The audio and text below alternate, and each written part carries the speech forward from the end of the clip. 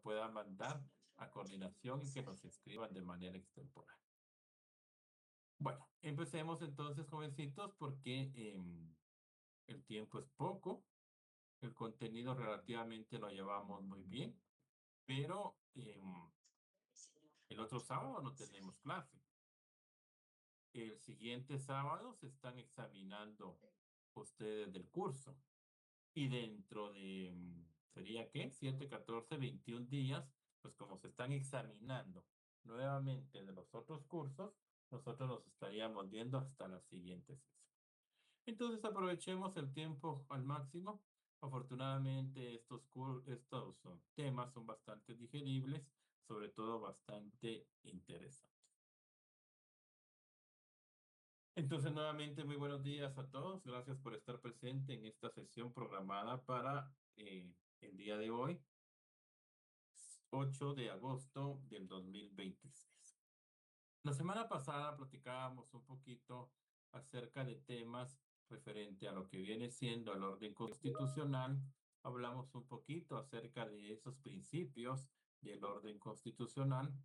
También abordamos temas como es el mecanismo de defensa, en donde se hizo alusión a la Corte de Constitucionalidad, el amparo, exhibición personal como garantías constitucionales. Parte del curso de Derecho Constitucional Guatemalteco 2 son las garantías constitucionales. Por ello de que estamos analizando, estudiando lo que es la Corte de Constitucionalidad como una de las instituciones garantes que deben en algún momento coadyuvar con lo que viene siendo estas garantías constitucionales consagradas en nuestra Constitución de 1985. ¿Y por qué hago énfasis de la Constitución de 1985? Por varias razones. La primera, porque es nuestra constitución actual, después de varias constituciones preindependientes y constituciones independientes que han tenido y que han existido en el Estado guatemalteco. La constitución de 1985, como bien ustedes lo saben, a través de ese estudio que han realizado del constitucionalismo guatemalteco, no es la primera constitución que tiene el Estado de Guatemala, sino que la Constitución de 1985 se suma a otras constituciones que Guatemala ha tenido posterior a la independencia de nuestro país. Sin embargo, la Constitución de 1985, al igual que la Constitución de 1945, posterior a un movimiento revolucionario del 20 de octubre de 1944, pues ha dejado legados bastante interesantes para nuestro país. Y luego las constituciones como lo fue la del 56, la del 65, pues han dejado también aportes, pero no tan significativos como lo ha tenido la Constitución de 1945 y la Constitución de 1985. La historia nos ha enseñado mucho acerca de lo que ha sido el Estado de Derecho en Guatemala, que posteriormente pasa a un Estado constitucional de derecho. Cuando hablamos de la Constitución de 1985, estamos hablando de un cuerpo normativo que rige y que empieza en algún momento a normar en un Estado guatemalteco en donde la era democrática empezaba a florecer. En ese entonces, uno de los primeros gobiernos, el primer gobierno democrático que tuvo nuestro país fue a cargo de este personaje, que me va ahorita el nombre, antes de que estuvo de Serrano Elías, que precisamente Serrano Elías en el año de 1993 nos da una sorpresa. Vinicio Cerezo. Vinicio Cerezo fue el primer presidente de la era democrática. Entonces Guatemala estaba viviendo en una transición un poco bastante complicada y bastante difícil.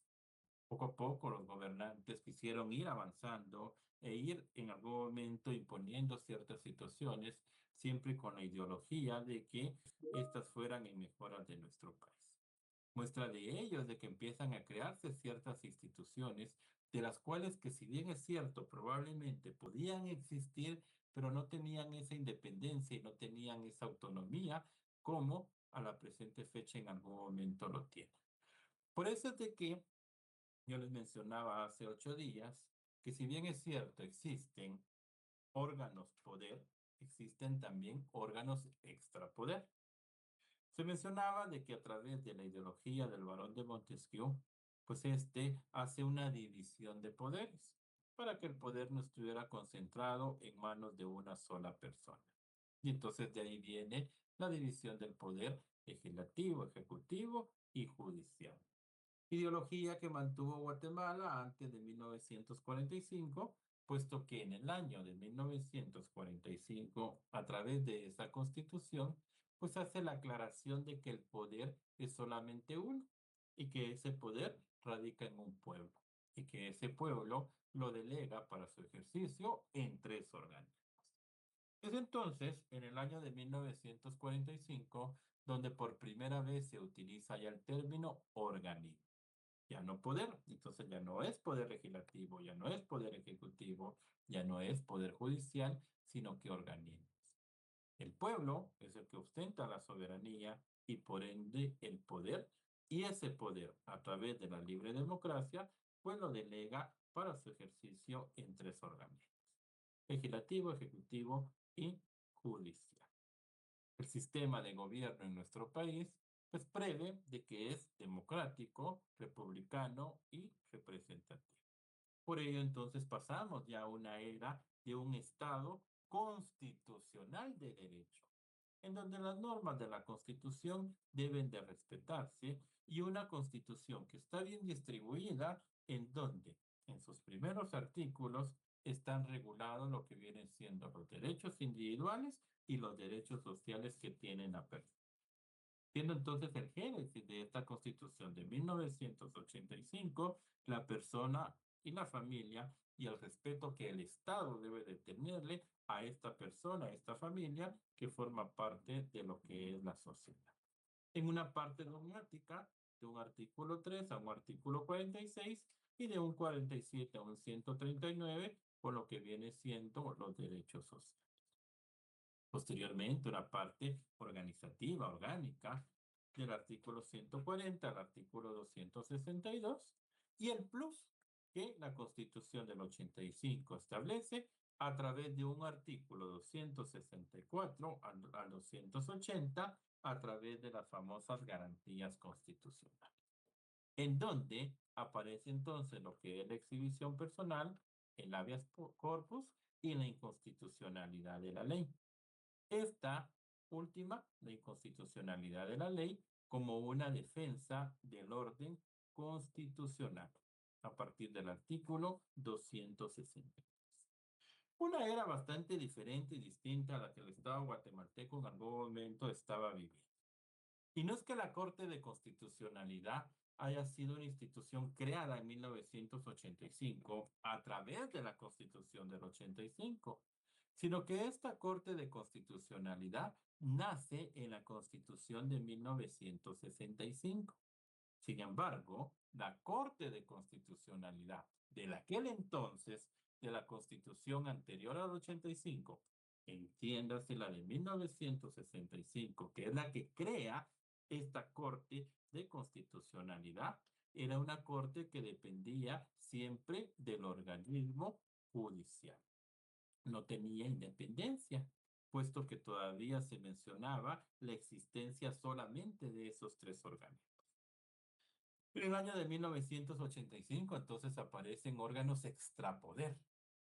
Y entonces la Corte de Constitucionalidad sigue existiendo, pero ya como una corte independiente y autónoma, que ni pertenece al organismo legislativo, que no va a pertenecer al organismo ejecutivo, pero que tampoco es parte del organismo judicial, con la intención de que sus funciones sean imparciales, que el quehacer de la Corte de Constitucionalidad no esté dependiente de una autoridad máxima de un organismo, sino que las autoridades que forman parte de esa Corte de Constitucionalidad pues tomen sus decisiones en defensa del orden constitucional sin recibir instrucciones y directrices de un organismo estatal como podría ser el legislativo, ejecutivo y judicial.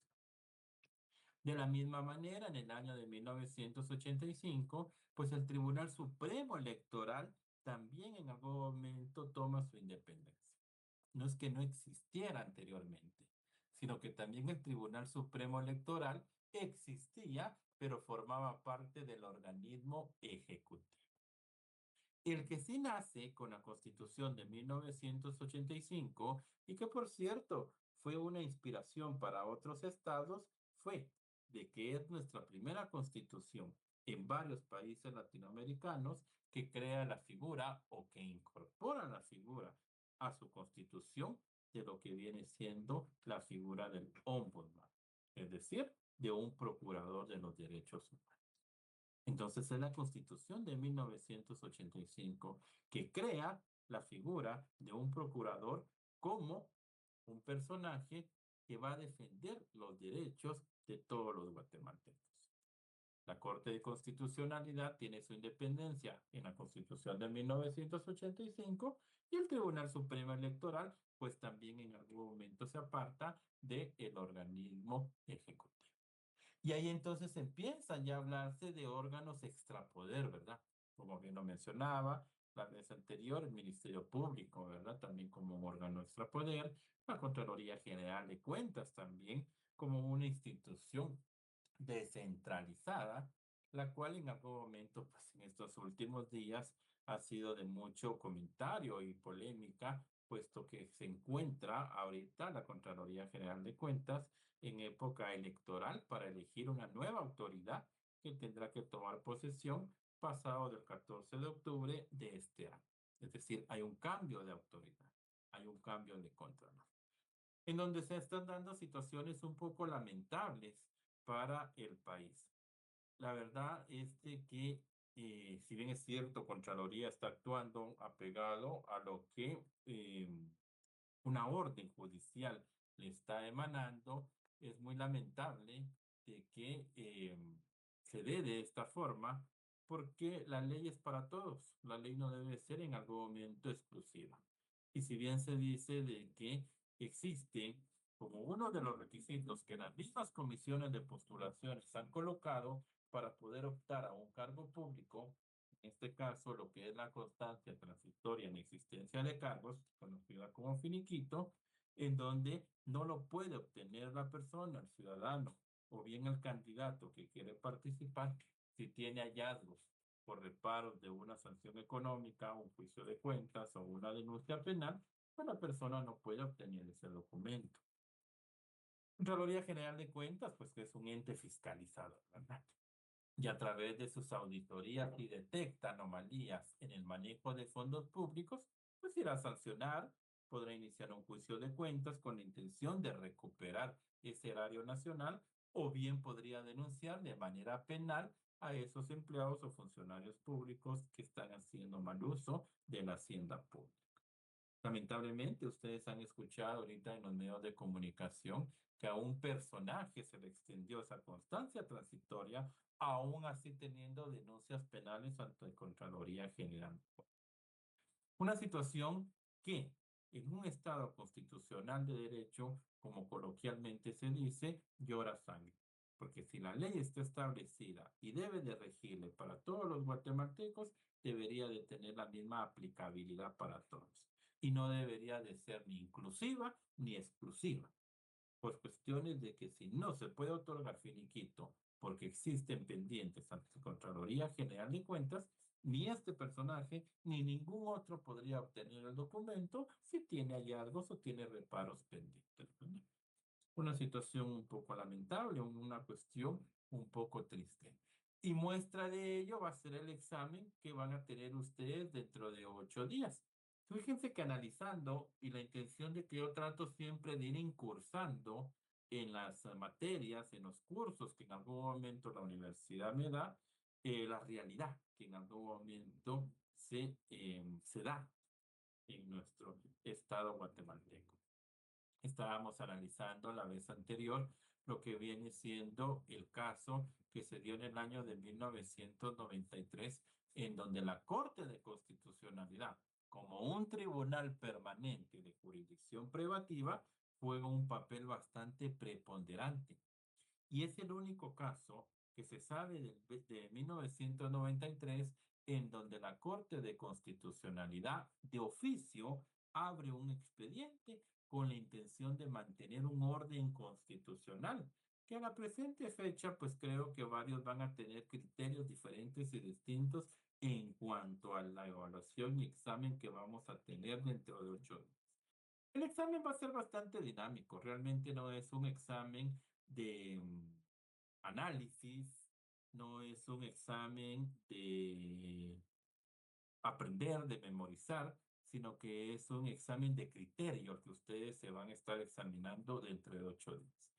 Y esto lo hago con la finalidad de que para su examen técnico profesional, que está casi a la vuelta de la esquina, aunque ustedes dirán, Vic, todavía estamos en un penso de estudio y no hemos cerrado el mismo, el tiempo se pasa en un abrir y cerrar de ojos.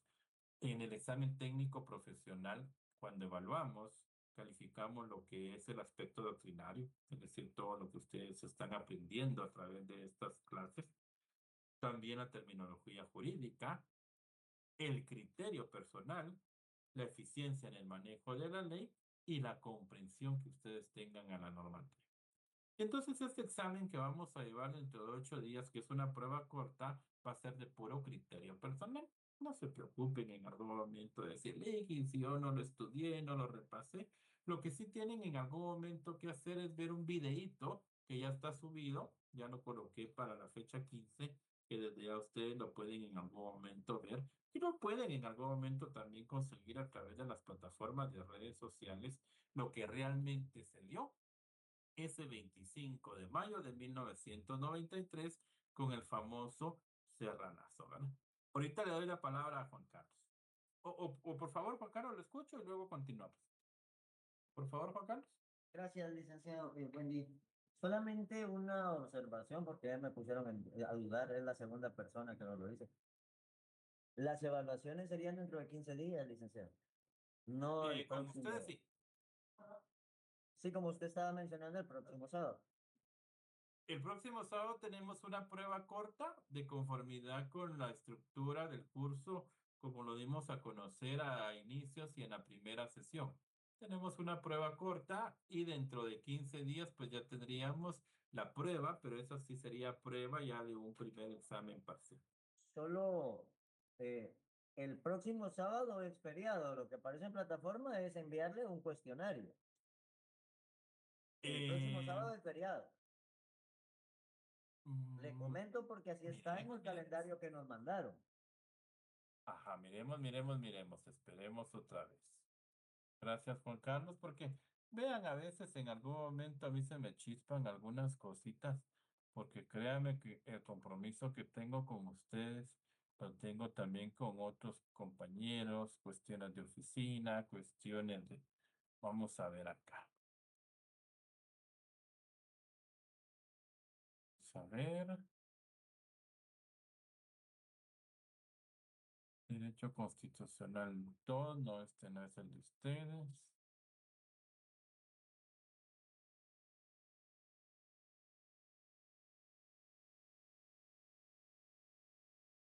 Ahorita nos ponemos de acuerdo, porque a veces se les digo tanta información que manejo que puedo en algún momento tergiversar algunas, pero creo que no. Si es un cuestionario, ¿verdad? El que en algún momento yo les había colocado. Vamos a ver cuestionario, feriado, examen parcial, análisis del caso, segundo examen parcial, análisis del expediente y examen final. El foro fue el del 18 y el 8 está programado un cuestionario, ¿verdad? No, Efectivamente, licenciado, un cuestionario utilizando todas las referencias que usted nos ha dado, hasta el día que usted considere pertinente. Y según plataforma, ¿cuándo está abierto y cuándo en algún momento está cerrado? o sea, el cuestionario se abre hoy porque teníamos que esperar esta última clase que nos está Exacto, dando para entregarlo el próximo viernes, el que es el próximo viernes. 14 de agosto. Ah, excelente, excelente. Gracias, Juan Carlos. Bueno, trabajémoslo de esa manera. Y es que fíjense de que yo en algún momento quería hacer una dinámica distinta, Pero excelente, estamos bien, estamos bien. La intención de mi parte es siempre colaborar y ayudarle al estudiante con su enseñanza-aprendizaje y considero de que el realizar un cuestionario pues viene siendo una manera de estudio. Probablemente algunos no sea la mejor técnica que utilicen, pero es una forma de poder repasar. De la manera como en algún momento vamos leyendo y vamos realizando un cuestionario, por ende en algún momento vamos estudiando. Y por eso pues quedó establecido un cuestionario para el Inter entre el día de hoy para dentro de 15 y que ustedes a través de eso pues hagan un preestudio antes de su evaluación que van a tener dentro de 15 días prácticamente, ¿verdad?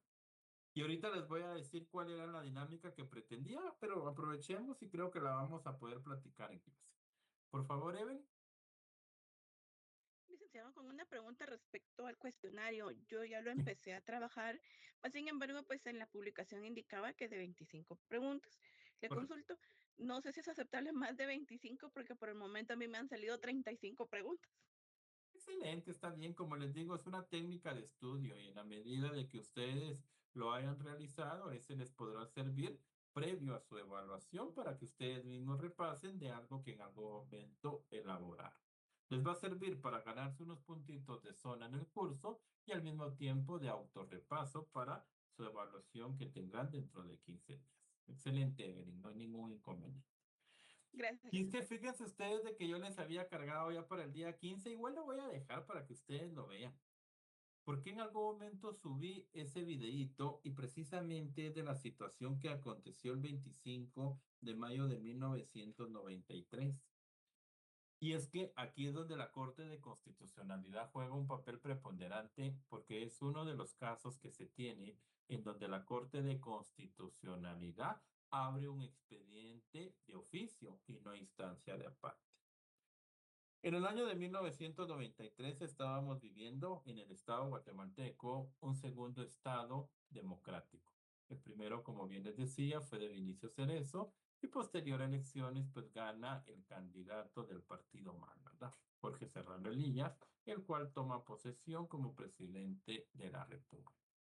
2 años él estuvo trabajando aparentemente en conjunto con la Democracia Cristiana, que había sido el partido que anteriormente había llevado a las urnas electorales y que a través de ese partido político Vinicio Cerezo pues había ganado.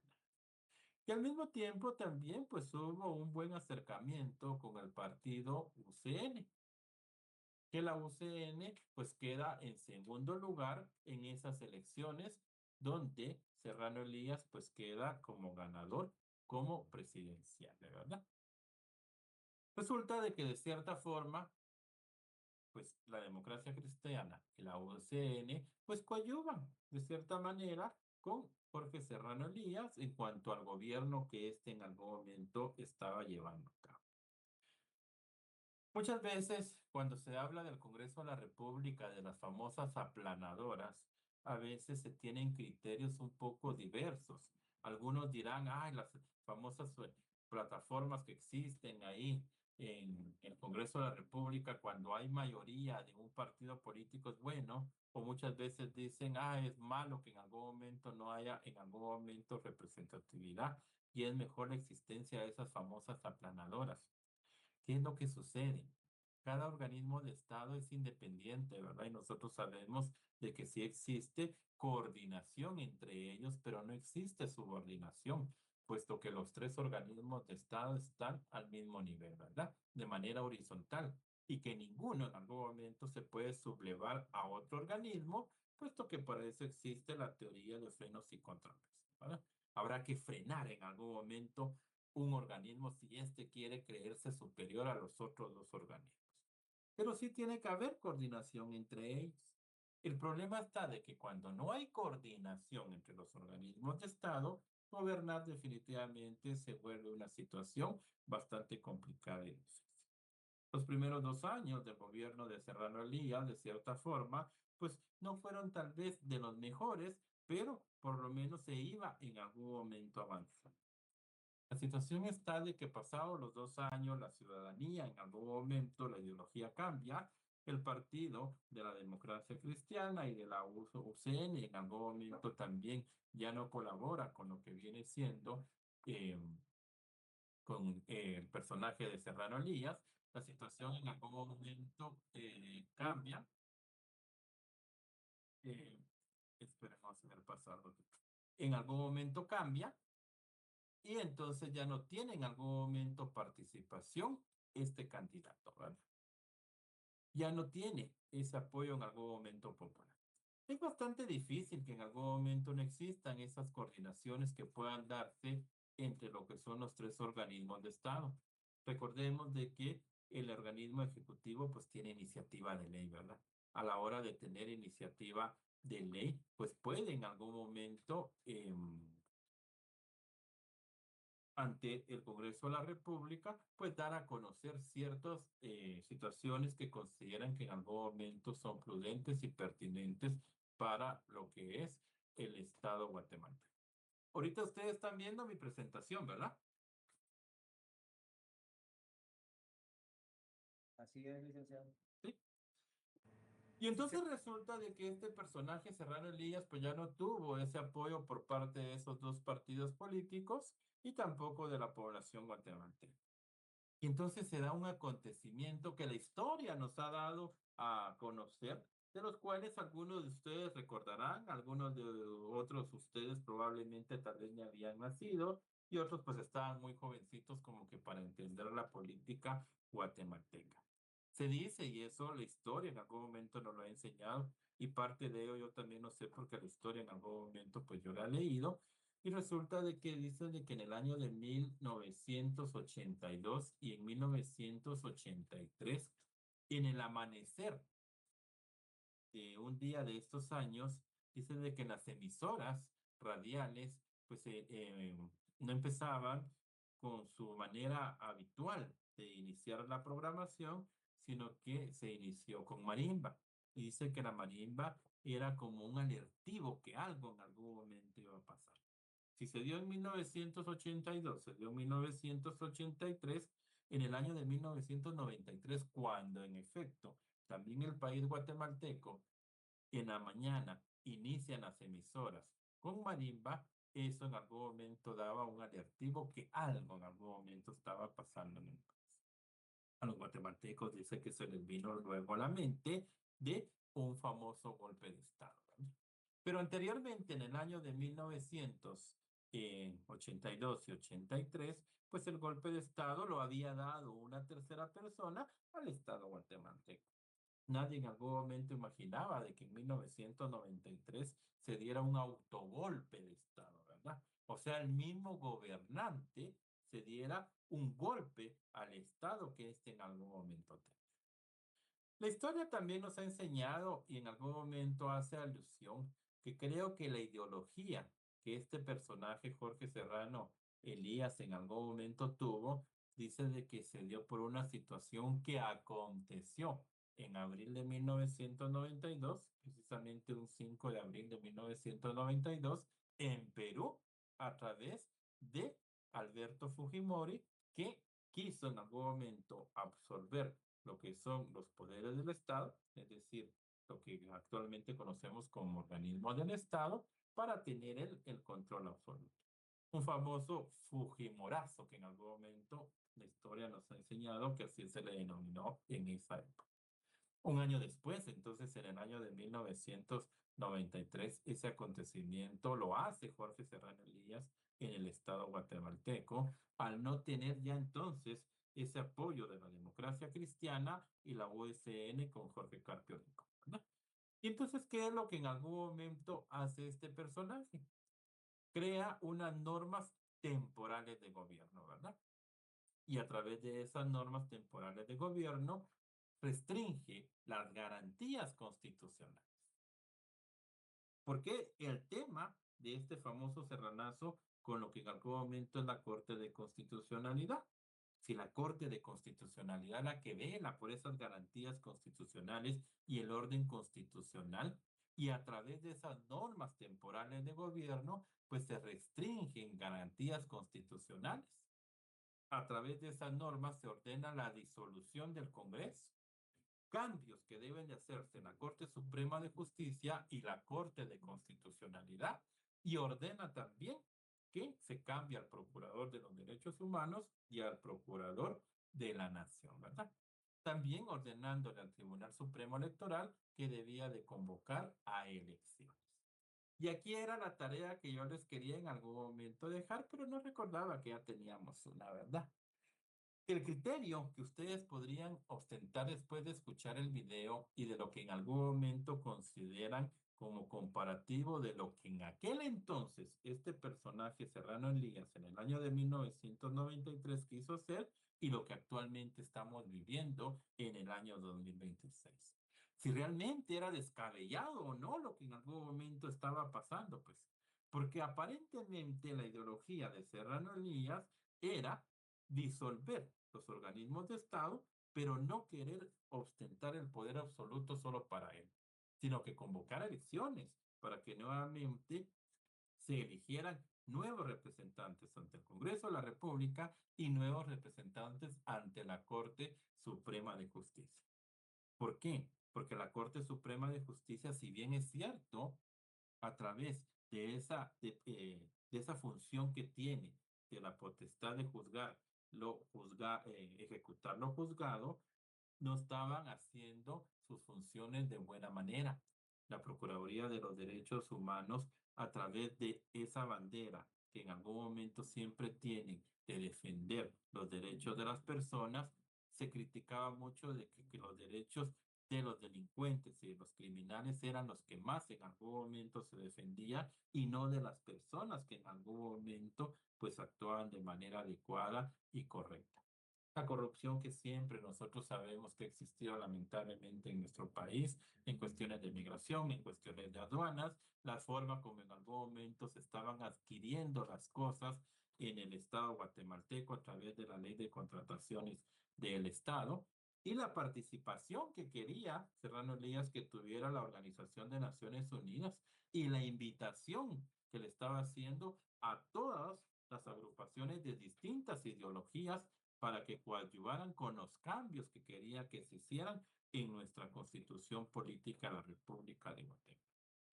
Realmente el pensamiento de este personaje probablemente en ese momento del año de 1993 fue un balde de agua fría para la población guatemalteca, ¿verdad? ¿Cómo es posible de que un presidenciable venga a dar un autogolpe y quiera disolver los organismos de Estado? Recuerden que la era democrática recién en algún momento estaba naciendo y un acontecimiento de esa manera creo que en algún momento puso a tambalear a varios. Lamentablemente a la presente fecha yo consideraría, ¿verdad? Este es un criterio muy personal y por eso era la tarea para que cada quien tuviera su propio criterio. Si se hubiera dado ese acontecimiento de esa manera, posiblemente las situaciones a la presente fecha fueran de manera diferente y distinta. Posiblemente, porque ahora las situaciones en el estado de Guatemala se hacen con mayor descaro. Repito, un ejemplo reciente que se acaba de dar ahorita en esta semana de ese famoso finiquito que se le otorga a un personaje que en algún momento no tenía que dar. Las famosas comisiones de postulaciones que nacen en 1993, porque a pesar de que Serrano Elías tiene que salir del país, la ideología siempre quedó en el Estado guatemalteco y se reforman 37 artículos de nuestra Constitución y aparentemente con la intención de que las cosas funcionen de mejor manera en nuestro país y que sean más transparentes, se crea una comisión de postulación que a la presente fecha en algún momento sigue funcionando para varias elecciones en nuestro país, que al final esto viene siendo una farsa, ¿no? Miren los que en algún momento se eligen para magistrados tanto de Corte de Apelaciones como en algún momento Corte Suprema de Justicia, con el respeto que ustedes se merecen, con el respeto de que si algún conocido, amigo, un familiar de ustedes es magistrado, pero la verdad es que los que llegan a magistratura no son los mejores. Realmente no son los mejores y ustedes se darán cuenta y ojalá esto cambie, porque si no ustedes se van a dar una decepción cuando se gradúen y si tienen el pensamiento de querer participar en esas elecciones, prácticamente si no tienen un apoyo político y no tienen una ideología no de ayuda a una población, ténganlo por seguro que probablemente sí ganen, pues. Pero si ustedes quieren ir a hacer las cosas diferentes y bien en beneficio del país, van a servir solamente de escalera porque nunca en algún momento van a ganar. Esas comisiones de postulaciones son una farsa y funcionan para elecciones de magistrados de Corte Suprema, magistrados de sala, ahorita para el Contralor General de Cuentas, es un como requisito. Es como cuando en algún momento hay una convocatoria. Hay convocatoria al Ministerio Público para en algún momento plazas. Probablemente un 2-3% entrará, disculpen el término, cualquier peludo que meta documentación y que lo llame. Esta es una farsa, ya se sabe quiénes son los que en algún momento van a llegar. Las convocatorias que hacen en las instituciones es porque él o la máxima autoridad de turno que está de momento quiere meter a su gente. ¿Y cómo la puede meter? A través de las famosas convocatorias, ¿verdad? Y eso se ha dado, y eso creo que no es un secreto, ¿verdad? O si es un secreto a voces, ¿verdad? Yo, nuevo fiscal general, quiero meter a mi gente, pero la manera como lo puedo hacer, con la intención de que no sea muy a las claras, hago una convocatoria y a través de la convocatoria, pues ya sé quiénes en algún momento van a ingresar, ¿verdad? Es la forma como puedo meter a la gente que en algún momento me apoye. Y así funciona en todos los organismos de Estado. Ahorita en esta situación de Contralor General de Cuentas solo se está llevando a cabo un proceso. En donde ahorita se están eligiendo cuerpos electorales, que ellos en algún momento van a elegir a 6 candidatos, que en algún momento van a mandar al Congreso y que el Congreso va a elegir al nuevo Contralor. Y que esto va a pasar antes del 14 de octubre de la toma de posesión del nuevo Contralor General de Cuentas. A la presente fecha ya se sabe quién es el nuevo Contralor. Y eso que no ha llegado la fecha de aparentemente votaciones y de la nueva posesión del que en algún momento va a ganar. Ya se sabe quién es el nuevo Contralor. Es puro protocolo lo que en algún momento se hace. Y entonces el ejercicio precisamente era ese. Que ustedes analizaran si lo que aconteció en el año de 1993 pudo en algún momento traer algún efecto hasta ahorita en el 2026 o estuvo bien que la población no apoyara a Serrano Elías, que obviamente el ejército de Guatemala definitivamente pues hubo ahí un quebrantamiento, que no quiso apoyarles, ¿verdad? Recuerden de que el presidente es el comandante general del ejército, ¿verdad? Entonces no hubo apoyo del ejército de Guatemala y este personaje pues tiene que salir del país, ¿verdad? Máxime con sus declaraciones que en algún momento hizo, se pasó llevando un montón de gente. Corte Suprema de Justicia, diputados, creo que hasta gente de CACIF, se pronunció también lo que viene siendo el Colegio de Abogados y Notarios, la Universidad de San Carlos, que en algún momento salió también a manifestar porque fue una situación bastante dura. El 25 de mayo abre la Corte de Constitucionalidad un expediente, luego un día siguiente manifiesta el Colegio de Abogados, luego al día siguiente, un 27 de mayo, se le une la Universidad de San Carlos, el 29 de mayo ya es una manifestación cívico-político en donde ya varias personas en algún momento de la población salen, ¿verdad?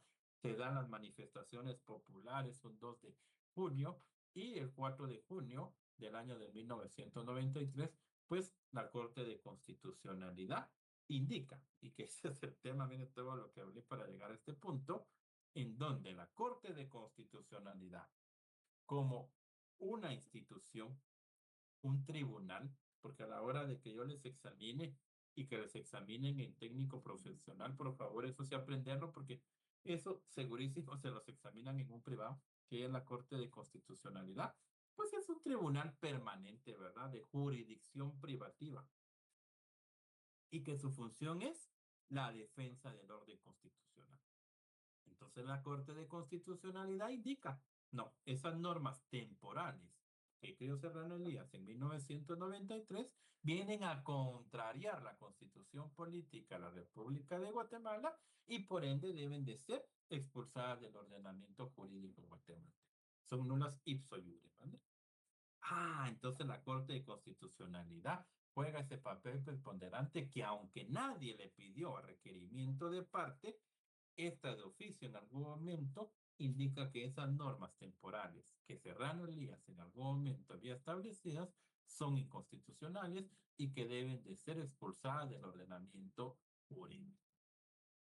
La ideología, creo que de este personaje, ustedes tendrán sus criterios, ¿verdad? Que son criterios respetables. Algunos dirán, no, licenciado, usted está equivocado. Ese autogolpe realmente iba a ser un duro golpe al Estado guatemalteco al pretender disolver esos organismos de Estado. Otros podrían decir, no, Nick, yo creo que si hubiera en algún momento dado, pero de una buena manera, probablemente el efecto hubiera sido distinto y desde ahí se hubiera empezado a frenar un poquito lo que es la corrupción, ¿verdad? La corrupción siempre en algún momento existió, pero cada vez existe de manera, pero más descarada. Ustedes deberán ser descaros, pero completamente abierto, ¿verdad? Ahora, sí, espero un descaro total, ¿verdad? Que al final sí, las instituciones sí tienen que hacer un cambio, pero bastante rotundo, con la intención en algún momento que las cosas cambien en nuestro país.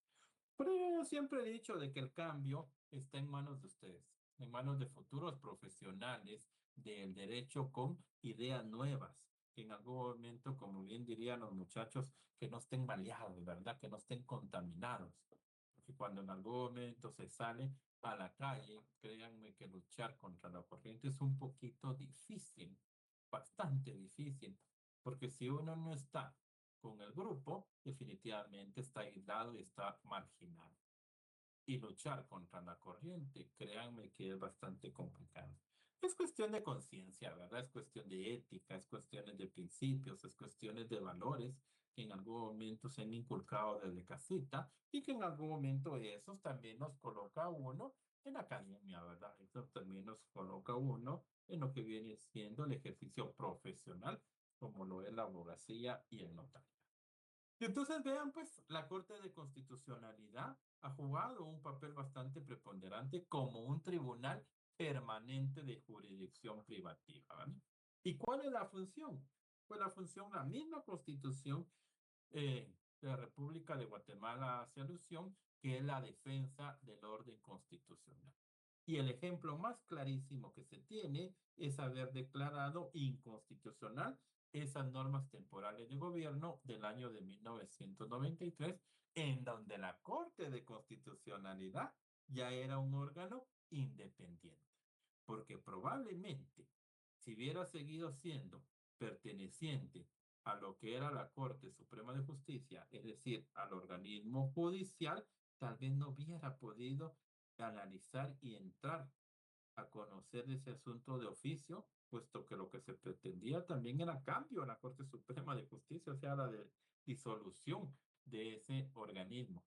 Al no tener esa independencia, probablemente la historia fuera importante entonces saber qué es la Corte de Constitucionalidad, que es un tribunal permanente de jurisdicción privativa, cómo es de que está integrado, que lo platicamos la vez anterior, que son 5 magistrados titulares, 5 suplentes, y que para ciertos casos específicos, la suma de magistrados para poder resolver del caso, hay que aunarle 2 magistrados más, ¿verdad?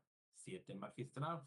Más que todo esto es cuando son asuntos de inconstitucionalidades de la Corte Suprema de Justicia como la máxima autoridad del organismo judicial, cuando es inconstitucionalidad del Congreso de la República como máxima autoridad del organismo legislativo y cuando es inconstitucionalidad del presidente o vicepresidente de la República como máxima autoridad del organismo ejecutivo. Ahí el número de integrantes se eleva a 7, ¿verdad? 2 más. 5 que siempre están en funciones y 2 más para esas situaciones de casos en concretos. Funciones. En funciones van a estar los magistrados de la Corte de Constitucionalidad 5 años. Como son 5 magistrados titulares, la legislación regula que cada uno de ellos va a tener la presidencia por 1 año, empezando con el personaje de mayor edad. ¿Y quiénes son los que eligen a esos magistrados? Pues va a haber un representante de esa magistratura electo por el Pleno de la Corte Suprema de Justicia, ¿verdad? Es por el Pleno, no es por la Corte Suprema de Justicia, sino que por todo el Pleno, es decir, por los 13 magistrados. Por el Pleno del Congreso de la República, es decir, por los 160 diputados. También va a haber representantes por el presidente de la República, pero no como presidente como tal que éste lo vaya a elegir, sino que éste va a actuar en Consejo de Ministros. También va a tener participación para elección de magistrado titular y suplente la Universidad de San Carlos de Guatemala, pero en Consejo Superior, ¿verdad? Y también el Colegio de Abogados, pero en asamblea. Cada uno entonces va a colocar un titular y un suplente.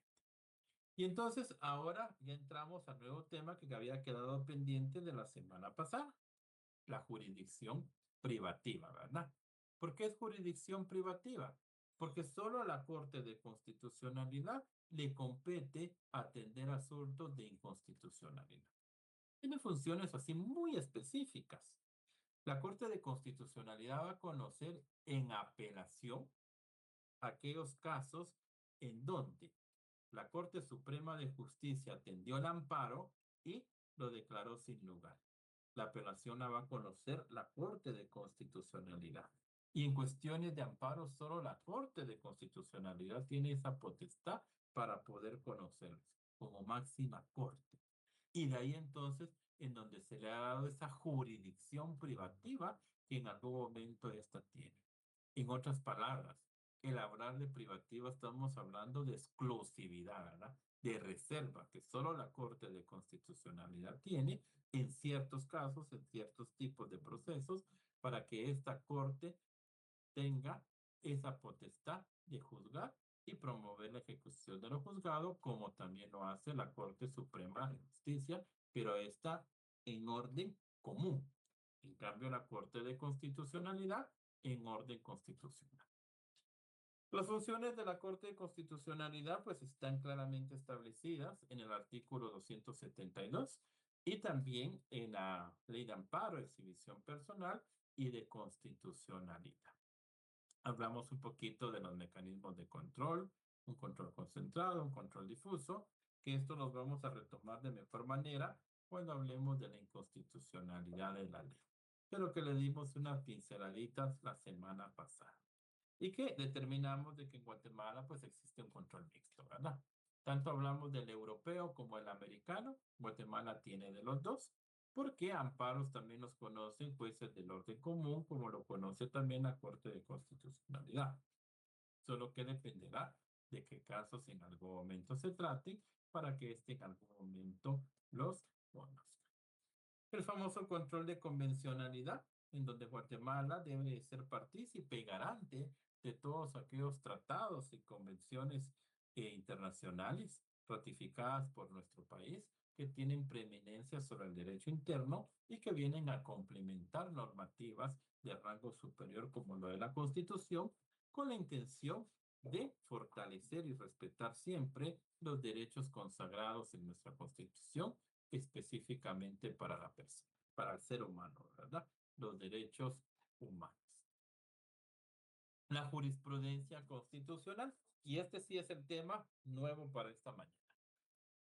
Esta jurisprudencia constitucional, fíjense ustedes de que se dice que es un conjunto de sentencias, ¿verdad? Decisiones y doctrinas emitidas por un tribunal constitucional o Corte Suprema. Por eso es que se habla de jurisprudencia constitucional, porque son fallos que emiten las altas cortes, ¿verdad? Y entonces cuando son repetitivos, son situaciones similares, pero que se resuelven de manera igual, van formando jurisprudencia constitucional. La situación está que la jurisprudencia viene siendo las sentencias. En el caso de Guatemala y en la Corte de Constitucionalidad, lo que se crea es doctrina legal. La doctrina legal puede en algún momento irse formando también por fallos, contestes que se emiten de manera repetitiva. Hay una gran diferencia entre una jurisprudencia constitucional y una doctrina legal, porque fíjense ustedes de que la Corte de Constitucionalidad, a través de sus magistrados, sí se pueden separar de su doctrina legal. Es decir, que aquello que en algún momento han venido estableciendo y que ya lleva más de 3 fallos que se han resuelto de la misma manera, la Corte de Constitucionalidad, la misma Corte, puede separarse de lo que viene siendo su doctrina legal.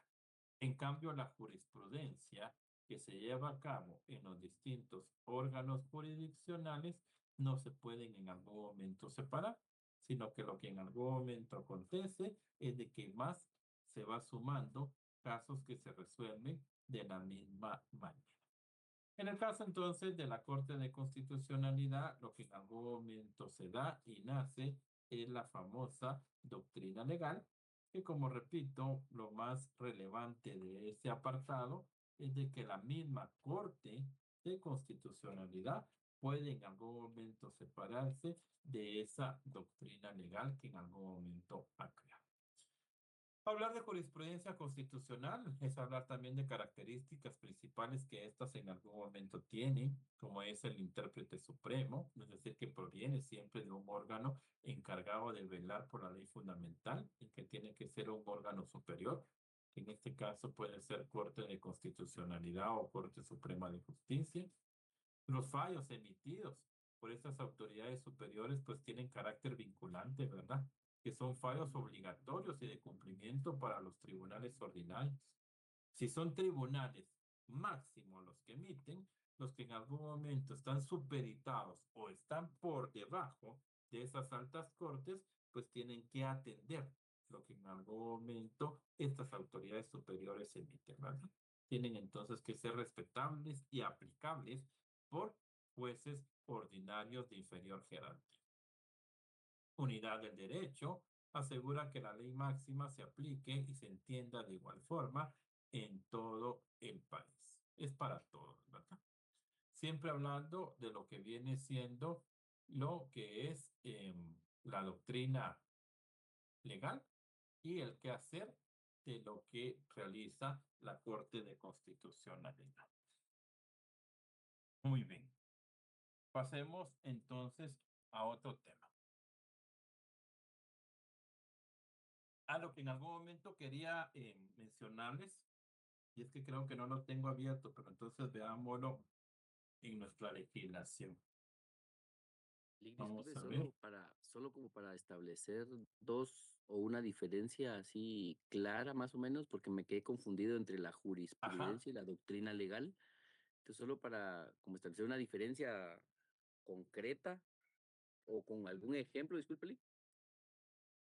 En el caso de la Corte de Constitucionalidad, a la hora de crear la doctrina legal, uno, digamos, de las diferencias es de que la Corte de Constitucionalidad sí se pueden en algún momento separar de esa doctrina que en algún momento ha emitido. Ejemplo, si son casos similares de los cuales ha resuelto y en esos casos ha dicho sí consecutivamente en 3 casos similares, ya conformó lo que es una doctrina legal. Pero posteriormente puede venir un cuarto caso casi similar y si la Corte de Constitucionalidad considera que en este cuarto caso, a pesar de que venía diciendo sí, en los 3 anteriores quiere cambiar criterio, en algún momento lo puede hacer. En el caso de la jurisprudencia, esta la emiten los jueces ordinarios y vienen siendo más de 5 fallos contestes que en algún momento se dan. Esto lo regula lo que viene siendo el Código Procesal Civil y Mercantil, en donde los jueces ordinarios no se pueden en algún momento separar de la jurisprudencia. Cada caso en algún momento que se va dando de manera similar va sumando uno más a los que en algún momento han resuelto de esa forma. Y es que, como les decía, cuando veamos lo que es la inconstitucionalidad de la ley, pues vamos a aclarar un poquito más, tal vez este aspecto, porque como Guatemala actúa siempre atendiendo legislación comparada y mucha de la legislación que utilizamos en Guatemala es mixta, porque utilizamos aspectos anglosajones, pero también utilizamos aspectos latinos.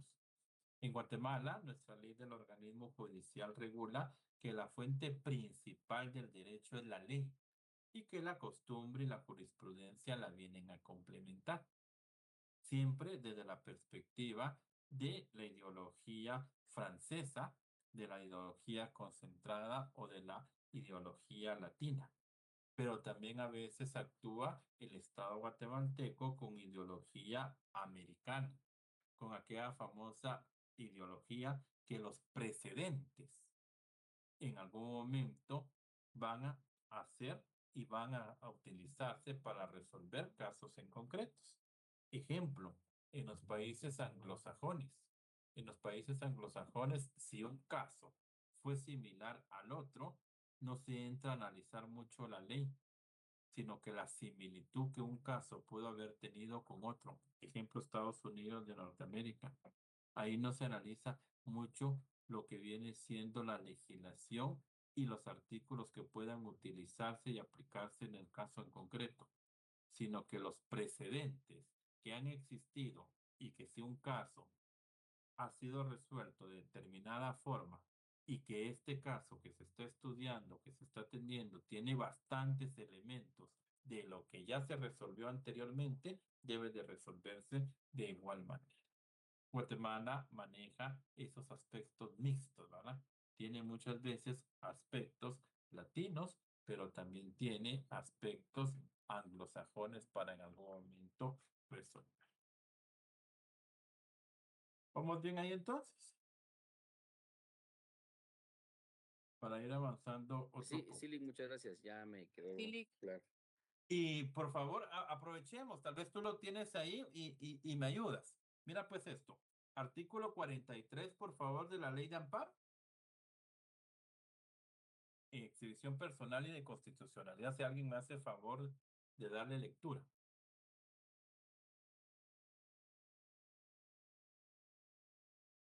Alguien que me apoye dándole lectura ahí. ¿Qué artículo es, licenciado? 43.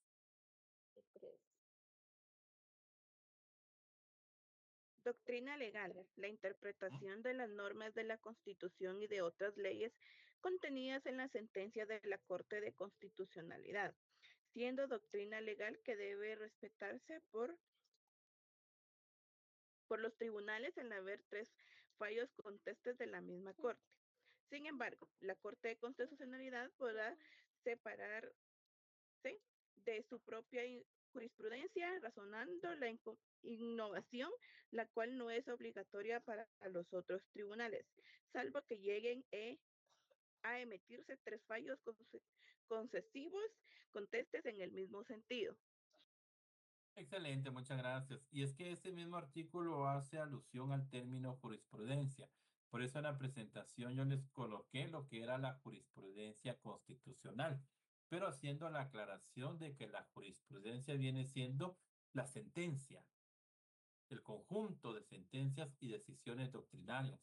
Pero la doctrina legal viene siendo el análisis del caso en concreto, que ésta podría en algún momento sumar un caso más para poder en algún momento formar la doctrina legal, porque ya existen 3 fallos contestes o consecutivos que en algún momento se están dando.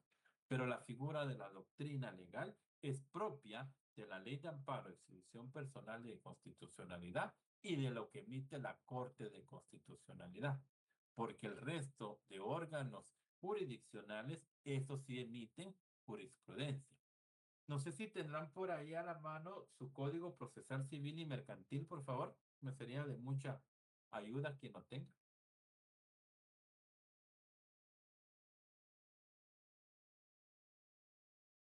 Procesal Civil y Mercantil. Sí, licenciado, ¿qué artículo necesita? 621, por favor, Lourdes, si fueras tan fina.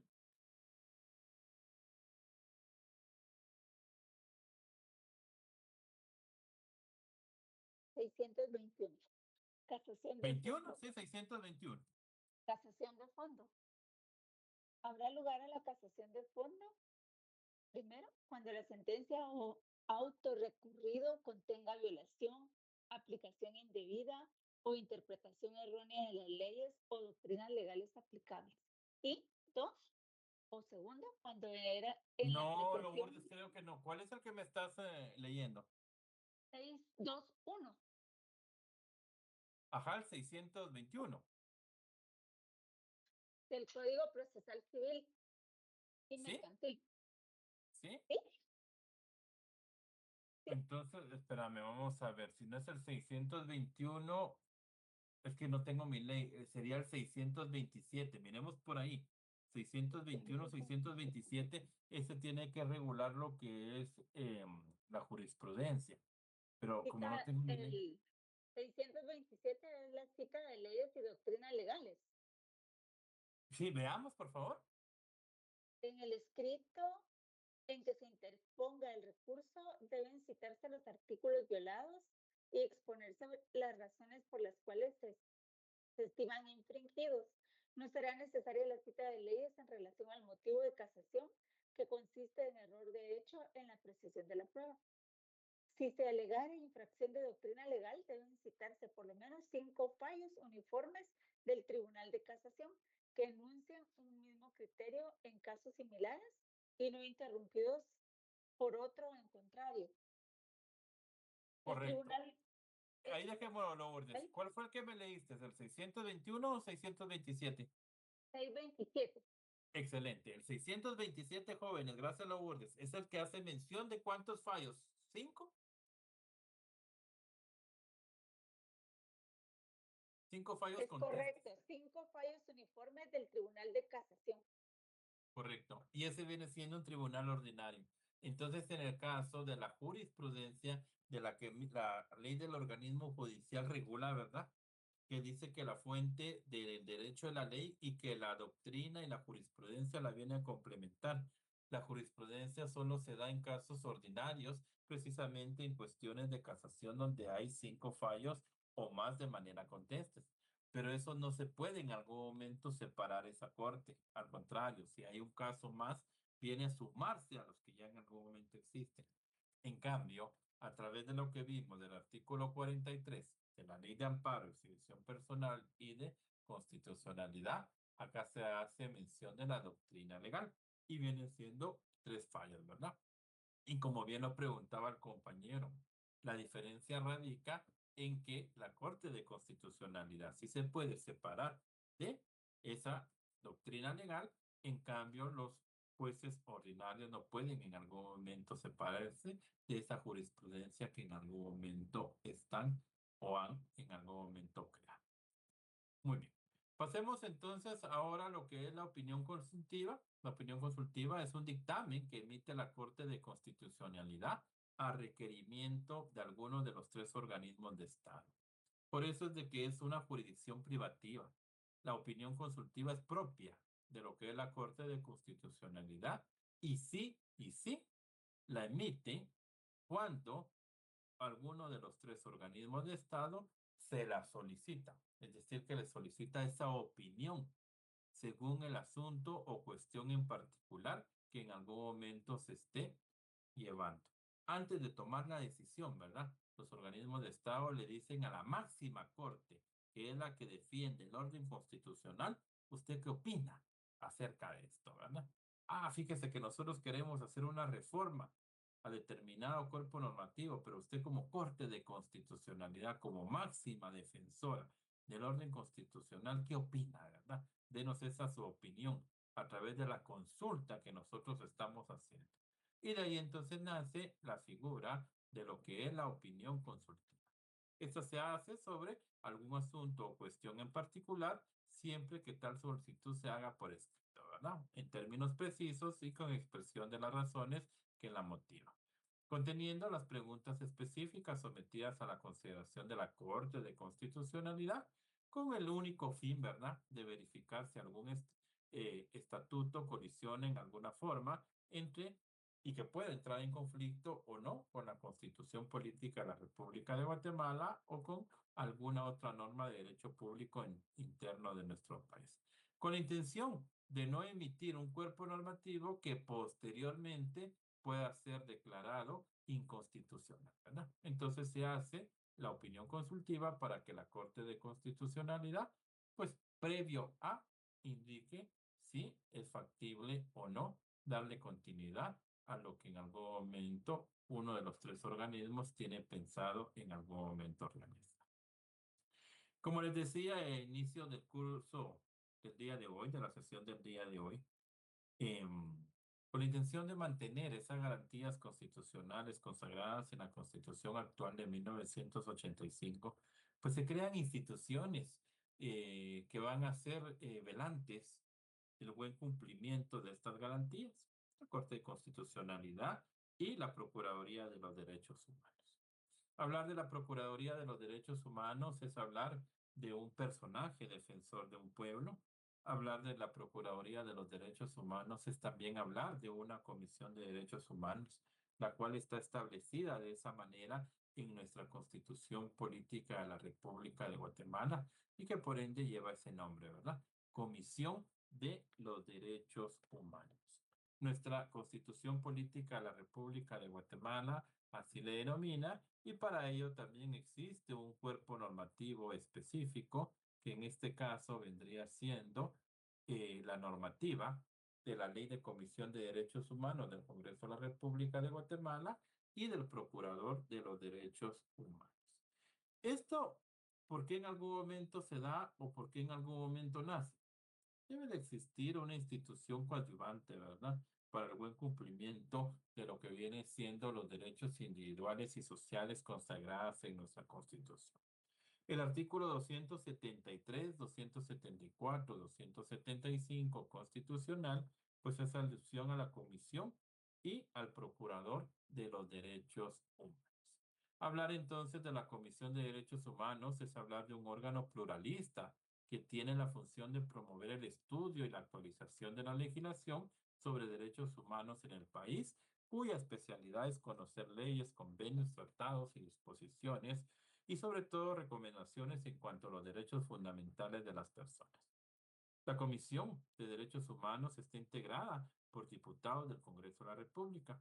En otras palabras, es una comisión que está instalada en el Congreso de la República, puesto que la forman diputados del Congreso de la República, en donde va a existir un diputado por cada uno de los partidos políticos representantes en el Congreso.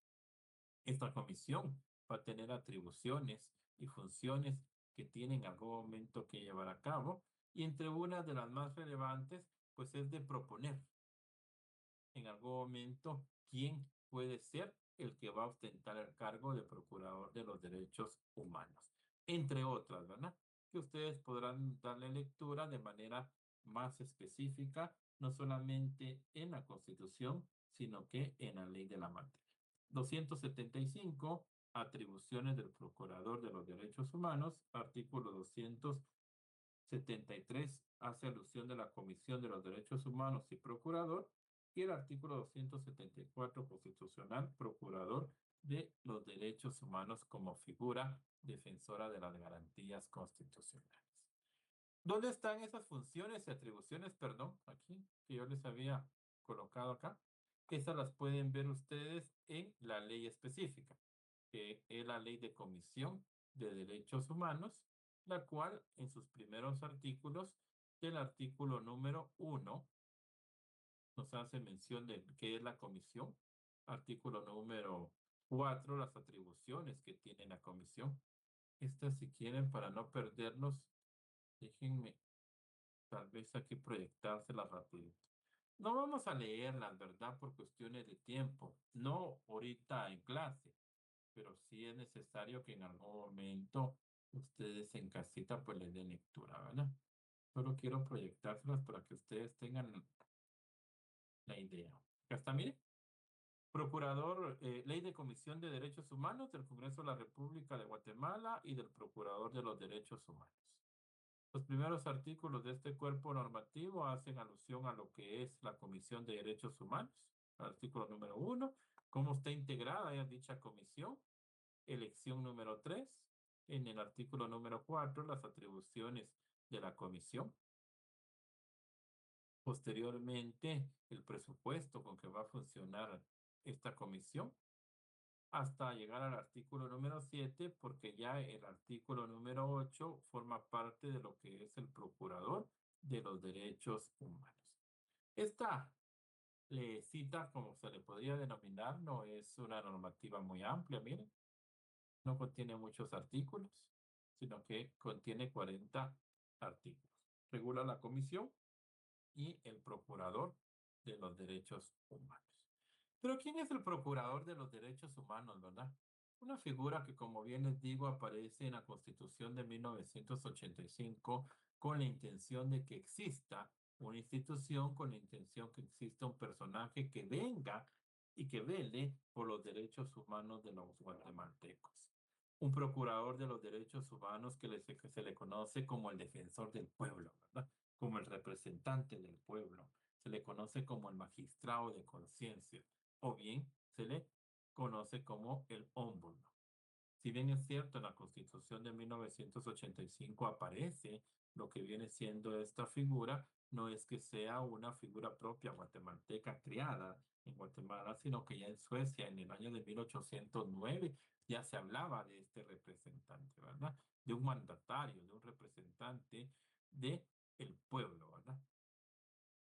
Para defender los derechos humanos.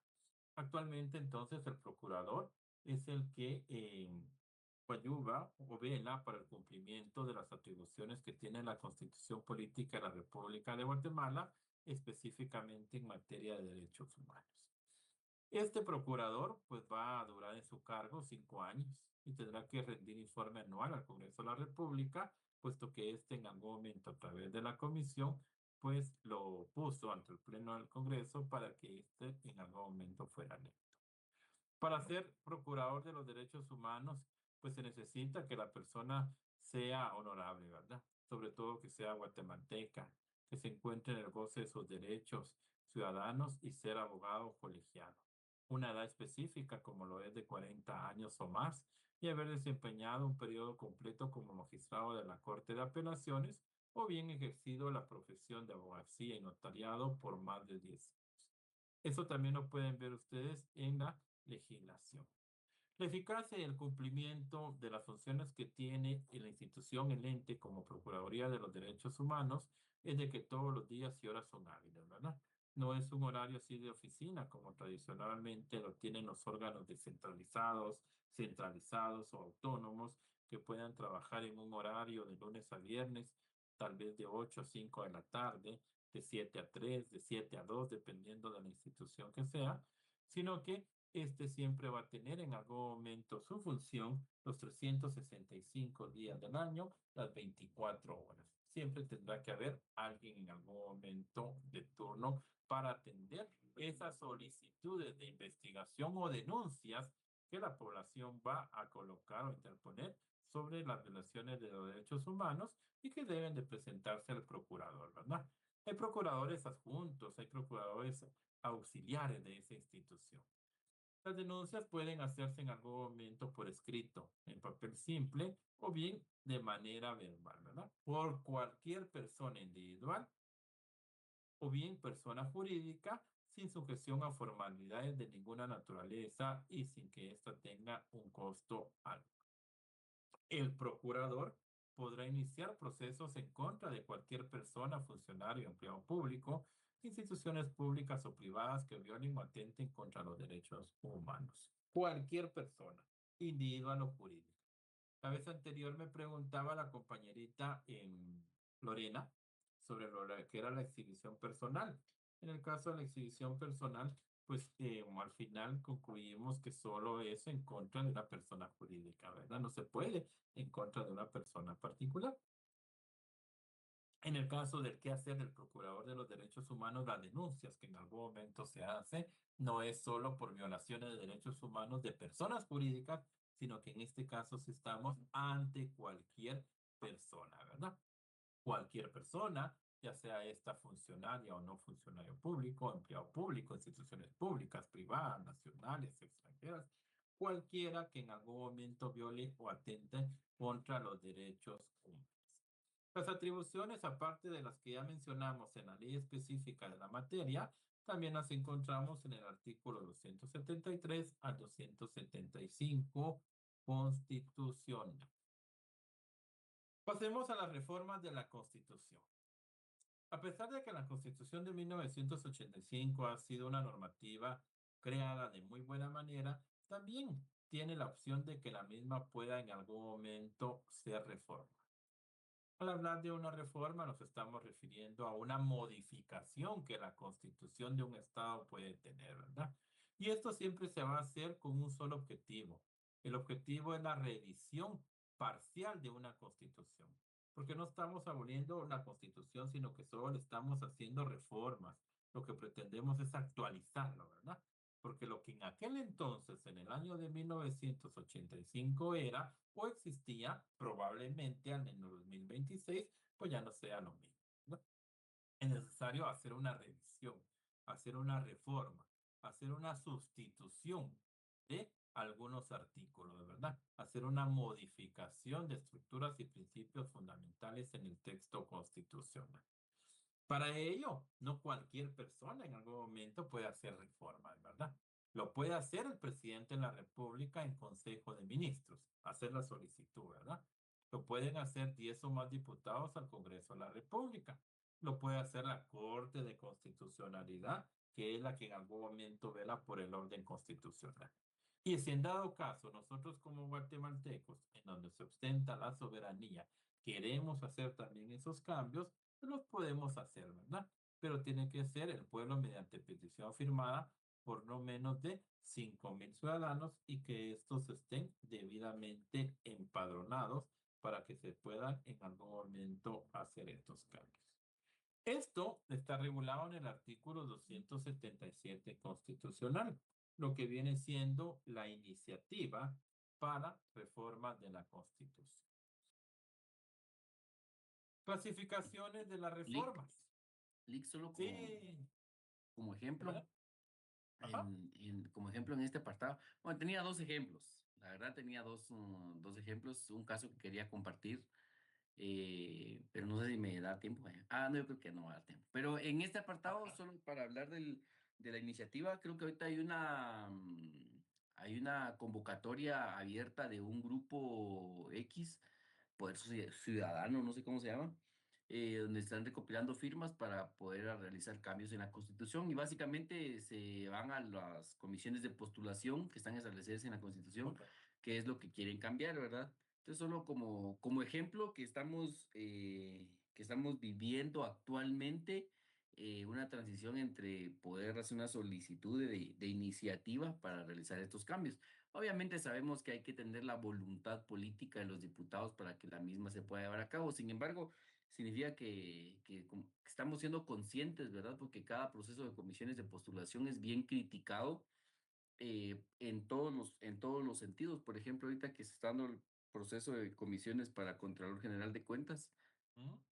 hay varios grupos que dicen que la planilla 1 representa tales intereses, la 2 tales intereses, las 3 tales intereses, pero no hay un común acuerdo de que una planilla representa el Estado de Guatemala y que va a defender las garantías y todo lo que se encarga de ver toda esta parte, ¿verdad? Entonces, siempre todas las planillas están asociadas a algún sector en específico. Yo pienso que en esa parte tendría mucha validez esta iniciativa, ¿verdad? Sin embargo, pues alcanzar los acuerdos políticos para esto, de que va a pasar trayendo a muchas personas, es muy complejo, pienso yo. Pero pues de eso quería dejar ese ejemplo, Lick. Muchas gracias. Y ya que en algún momento tú haces mención del ejemplo, precisamente de lo que ahorita se está dando de cambio de Contralor, no solamente es para Contralor General, sino que también para la elección de otras autoridades. Poneme un ejemplo de algún artículo que haga alusión o que haga mención de lo que es la comisión de postulación. ¿Algún ejemplo? ¿Algún artículo?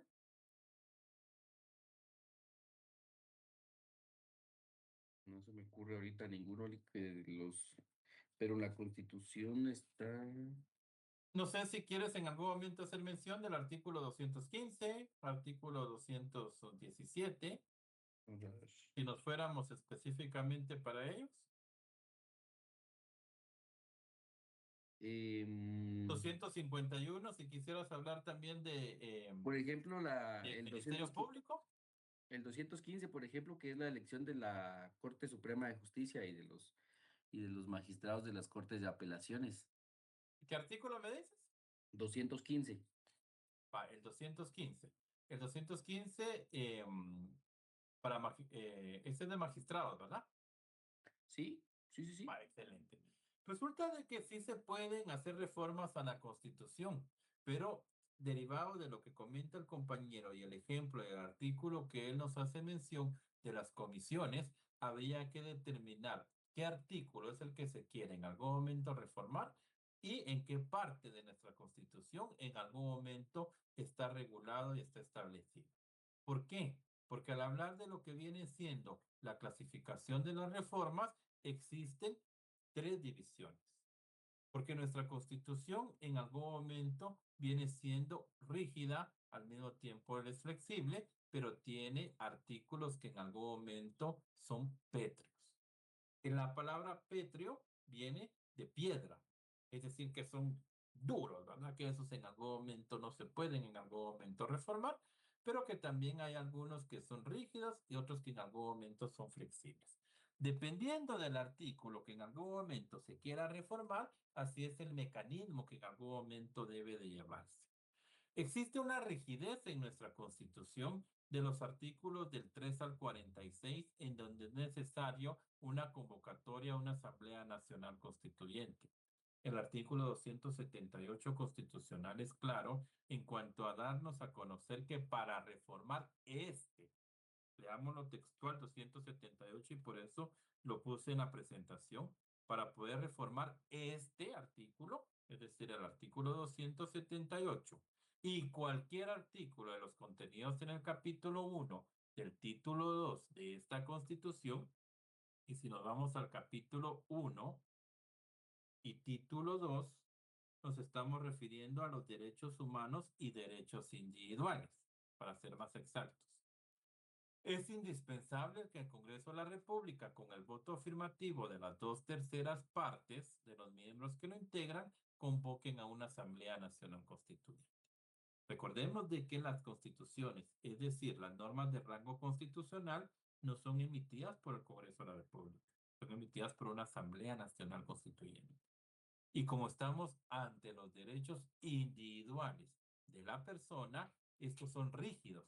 Claro que se pueden en algún momento reformar, pero en algún momento deben en algún momento tenerse el mecanismo, en algún momento para poder en algún momento hacerlo.